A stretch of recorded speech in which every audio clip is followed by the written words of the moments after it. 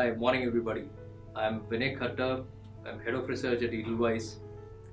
Budget every year is a very much anticipated event. It has a pretty important significance in our kind of economy, which is still centrally driven and centrally governed.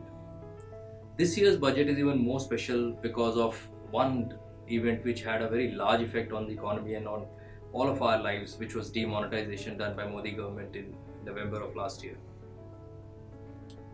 So let's take a deeper look in terms of what do we expect from budget and how can things play out over coming few days.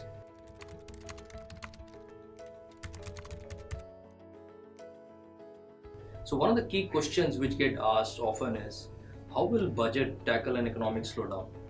In the current context, if you were to look at it, though economic numbers are coming decent, demonetization effect has been behind us, but still the economy is not revving up on all engines. And some of the key reasons have been that the demand and the consumption has been on the slower side.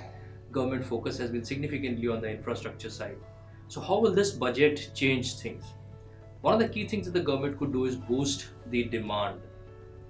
For that, government needs to spend money as one of the key vectors.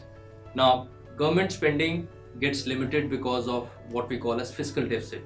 If government was to control its spending, fiscal deficit would be low, which is what a lot of economists advise. But if government was to spend a lot, then the fiscal deficit would be very high, and that is not very good for economy. So our sense is that FY17 fiscal deficit target, which is the year which is just passed by, of about 3.5% would be met, and that is good for the nation as a whole. But going to the next year, the targeted number was 3%, but our sense is that this could stay elevated to a level of 3.25 to 3.5%.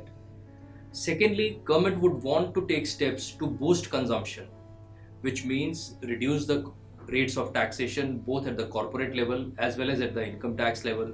Maybe standard deduction on personal income tax could come in. Maybe the income tax slabs could get raised.